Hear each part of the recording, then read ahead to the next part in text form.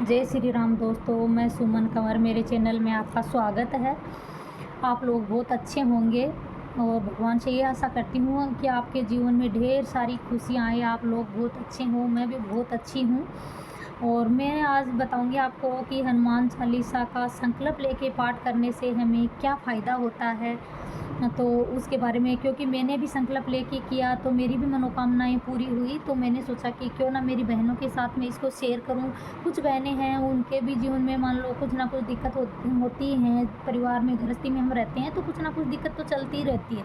तो मैंने सोचा कि क्यों ना उनको भी ये बताया जाए कि उनके जीवन में भी ढेर सारी खुशियाँ आए, तो अच्छा होगा ना। हम किसी बहन का अच्छा हो तो हमें एक अजीब ही जो खुशी मिलती है ना, वो बहुत अच्छा लगता है कि हाँ भाई, हमने बताया और इसकी वजह से किसी का अच्छा हुआ तो बहुत अच्छा लगता है। तो मैं बताऊंगी आपको हम संकल्प लेके है ये पाठ कैसे कर सकते हैं और कैसे हमें संकल्प लेना। अब कुछ भाई बहन बोलेंगे कि नहीं, हम पाठ तो रोज़ ही करते हैं, इसमें कौन सी नई बात है। हाँ, हनुमान चालीसा का पाठ हम रोज़ ही करते हैं तो इसका फ़ायदा भी हमें मिलता है। हम पूजा पाठ करते हैं, हमारे जीवन में कोई परेशानी होती है वो तो कम हो जाती है, हमें उसका फ़ायदा तो मिलता ही मिलता है। लेकिन जैसे किसी को जॉब के लिए संकल्प लेना है, या किसी बहन की जॉब नहीं लग रही है, किसी के हस्बैंड की जॉब नहीं लग रही है, किसी के बच्चे की जॉब नहीं लग रही है, या किसी की तबीयत ख़राब है, या फिर किसी के मान लो कोई काम अटके हुए हैं, कोई भी दिक्कत हो सकती है, तो उसके लिए हम संकल्प लेके पाठ करेंगे तो वो हमारी जो मनोकामनाएं हैं वो ज़रूर पूरी होगी। तो उसके लिए मैं आपको बताऊंगी कि हमें कैसे संकल्प लेना है। अब संकल्प हमें ये लेना है कि एक तो हमारे घर में है वो बिल्कुल सादा सिंपल भोजन बनना चाहिए। तो सीधा सादा सिंपल जो भोजन हम कैसे बनाएंगे, जैसे लहसुन प्याज का प्रयोग नहीं करना है, अंडे मांस मच्छी का प्रयोग नहीं करना है, बिल्कुल साधारण हम भोजन बनाएंगे घर के अंदर। और दूसरी बात ये ध्यान रखना है कि हम जो पाठ हैं वो हमें रात को 9 बजे से करना है। अब रात को 9 बजे से क्यों, कि भाई कहते हैं कि बालाजी हैं वो भगवान की सेवा में लगे रहते हैं, तो रात को हम जो पूजा करते हैं वो हम जल्दी सुनते हैं भगवान। जैसे सुंदरकांड का पाठ करते हैं तो रात को 9 बजे या 10 बजे के बाद में ही करते हैं, क्योंकि रात को शांत माहौल होता है। बालाजी भी ऐसे मान लो भाई वहाँ से सेवा पान करके वो फ्री हो जाते हैं, तो हमारे भक्तों की बहुत जल्दी सुनते हैं। तो इस वजह से मैं आपको ये बताऊंगी कि रात को हमें 9 बजे से पाठ करना है, और बिल्कुल नहा धो के साफ़ सुथरे कपड़े पहन के करना है। और संकल्प हमें लेना है या तो मंगलवार से लेना है या शनिवार से लेना, और वो भी क्या, हमें शुक्ल पक्ष में लेना है, कृष्ण पक्ष में नहीं लेना है। कोई भी शुभ कार्य होता है वो शुक्ल पक्ष में ज़्यादा शुभ माना गया है, और मंगलवार या शनिवार से हम इसका संकल्प लेंगे। अब मंगलवार शनिवार जैसे हम संकल्प जैसे 3 दिन का लिया या 5 दिन का लिया, 11 दिन का लिया, 21 दिन का लिया, 45 दिन का, कितने भी दिन का लिया, लेकिन हम मंगलवार या शनिवार से ही लेंगे। और आप ज़्यादा आपके पास समय नहीं है तो आप 3 दिन का ले लो, 5 दिन का ले लो, तो उससे भी हमारी मनोकामनाएं अगर सच्चे मन और लगन से हम करेंगे तो हमारी जो मनोकामना है वो ज़रूर पूरी हो जाएगी। तो हमें संकल्प क्या करना है, एक तो हमें नहा धो के साफ़ सुथरे कपड़े पहन के पूजा में बैठना है। अब कुछ कहेंगे कि भाई हम साफ़ सुथरे रहते हैं, सुबह नहा लिए।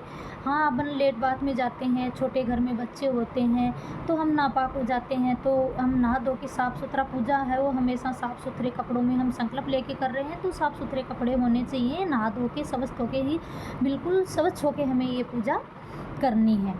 दूसरा, हमें आसन लेना है, यानी वो आसन है वो लाल रंग का होना चाहिए। पूजा के अंदर चौकोर आसन ही लेना है, हमें गोल आसन का प्रयोग बिल्कुल भी नहीं करना है, क्योंकि पूजा में शुभ कार्य में चौकोर अच्छा माना गया है। गोल है वो चक्र होता है, तो उसको हमें काम में नहीं लेना है। उसके बाद में हमें कैसे मान लो संकल्प लेना है, अपन जैसे भाई एक चौकी ले लो या कोई पाटा ले लो, तो उसके ऊपर हमें लाल कपड़ा बिछाना है। लाल कपड़ा बिछा के उस पर हम बालाजी की जो फ़ोटो है, तस्वीर है, उसको स्थापित करेंगे।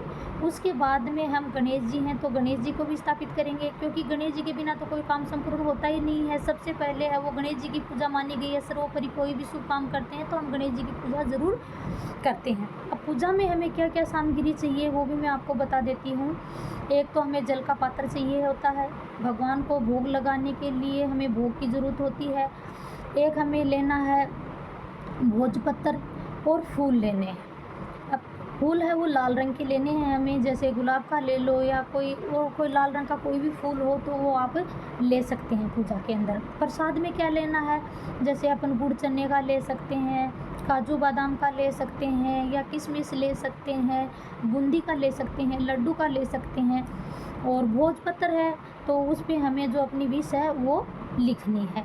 तो हमें यानी उस पे चौकी पे भगवान है उनको स्थापित कर लेने हैं। स्थापित कर लेने के बाद में हमें क्या करना है, जल का पात्र है वो अपने पास रख लेना है, भगवान के भोग के लिए वो प्रसाद है वो रख लेना है। और सबसे पहले अपन क्या करेंगे, फूल और जो अक्षत हैं यानी चावल, उसको अपन हाथ में लेंगे। हाथ में लेके अपनी जो विश है वो बोलेंगे, और विश को बोल के और वो गणेश जी के चरणों में हमें समर्पित कर देना है।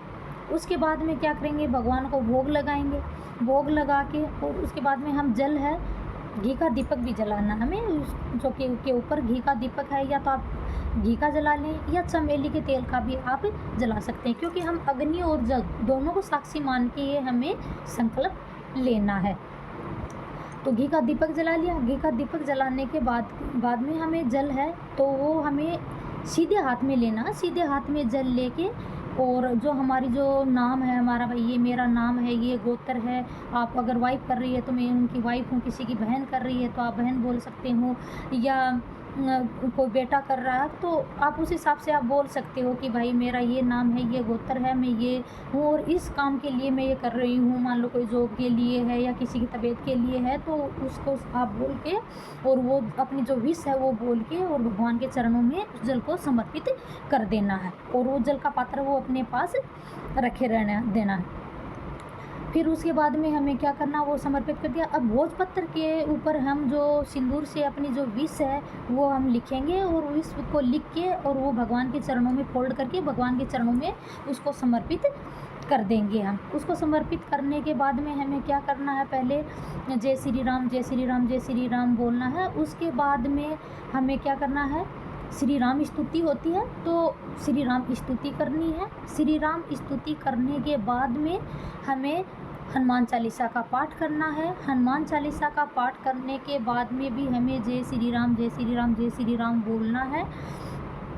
और ये हमें एक दिन हमारा जो पाठ पूरा हो गया, अब वो जल है वो पाठ कंप्लीट होने के बाद में हम वहाँ से उठेंगे, और दीपक है वो जितनी देर हम पाठ करेंगे तो उतनी देर वो प्रज्वलित ही रहना चाहिए। बीच में दीपक है वो बुझना नहीं चाहिए, वो प्रज्वलित ही रहना चाहिए। अब पूजा से खड़े होने के बाद में जो जल है उसको हम किसी पौधे में डाल देंगे, या फिर अपने घर में भी आप उसको छिड़क सकते हो, यानी पूरे घर में उसको छींट सकते हो कि उसमें क्या है, घर में शांति बनी रहेगी, घर में अच्छा माहौल रहेगा। उसके बाद में हमें क्या करना है, नेक्स्ट डे यानी पूजा हमें एक ही टाइम पे करनी है, यानी कि आज हमने 9 बजे कर ली, फिर कल हमने 10 बजे कर दिया पाठ, या फिर उससे अगले दिन हमने 8 बजे कर दिया। नहीं, टाइमिंग हमारी सेम ही होनी चाहिए। आज हमने 9 बजे किया है तो अगले दिन भी वो 9 बजे ही होना चाहिए।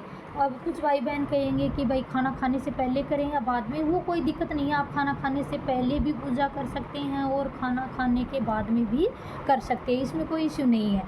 लेकिन पाठ है वो हमें सच्चे मन और लगन से करना है। हमारा जो पाठ कर रहे हैं तो हमारा जो ध्यान है वो पूरी तरह से भगवान में होना चाहिए, उसमें ही अपने मन को बिल्कुल केंद्रित करके उसके बाद में। अब इसीलिए मैं बताती हूँ हमें जय श्री राम जय श्री राम जय श्री राम इसलिए बोलना है कि हमारा ध्यान है वो भगवान में केंद्रित हो जाए और हमारे जो मनोकामनाएं हैं वो पूरी हो। अपन ये नहीं पाठ कर रहे हैं और अपना ध्यान कहीं और भटक रहा है, पूरे मन लगा के पूरे मन और लगन से हमें ये पाठ करना है। फिर नेक्स्ट डे आपको ये सारा इतना सारा नहीं करना, नहा धो के साफ़ सुथरे कपड़े पहन के पूजा में बैठना, आपको पूजा करनी है और फिर वही जल आप किसी पौधे में डाल दे। तीसरे दिन नेक्स्ट डे है, अब फिर अपन वापस वो पूजा पाठ करेंगे, वैसे ही सेम भोग लगाएंगे, सारी चीज़ें वैसे करके और फिर 3 दिन कंप्लीट हो जाए। तीसरे दिन, पहले दिन हमने 3 दिन किया, अगले दिन हमें 5 बार करना है वो पाठ, और उससे अगले दिन तीसरे दिन हमें 11 बार करना है हनुमान चालीसा का पाठ। 3 दिन कंप्लीट हो गए। 3 दिन कंप्लीट होने के बाद चौथे दिन, जैसे मंगलवार से हमने शुरू किया, मंगलवार को हो गया, बुधवार को हो गया, बृहस्पतिवार को हो गया, शुक्रवार वाले दिन हम नहा धो के और मंदिर जाएंगे, बालाजी के मंदिर, और हनुमान जी के मंदिर में जाके जो भोजपत्र हमने जो बालाजी के चरणों में समर्पित किया था वो भोजपत्र को लेंगे और हम बालाजी के मंदिर में, बालाजी के चरणों में उसको समर्पित करके आ जाएंगे। जो भी हमारी गलती है उसके लिए हम क्षमा याचना करेंगे, और जो हमारी विश है उसको हम भगवान के चरणों में समर्पित करके आ जाएंगे। और जो हमने घर पे जो रखी थी, जो हमें भगवान की जो तस्वीर वगैरह, तो उसको हम अपने मंदिर में ज्यों का त्यों रख देंगे। उसके बाद में हमें क्या करना है, ये सारी चीज़ें कंप्लीट होने के बाद में हमारी जो विश है वो पूरी हो जाएगी। क्योंकि भगवान है वो सच्चे मन से कोई भी भगवान की प्रार्थना करता है, भगवान से प्रार्थना करता है, तो उनकी विश ज़रूर पूरी होती है। और मेरी भी विश पूरी हुई है, इसलिए मैंने आप लोगों के साथ ये शेयर किया है। जय श्री राम कमेंट में ज़रूर लिखें, जय श्री राम।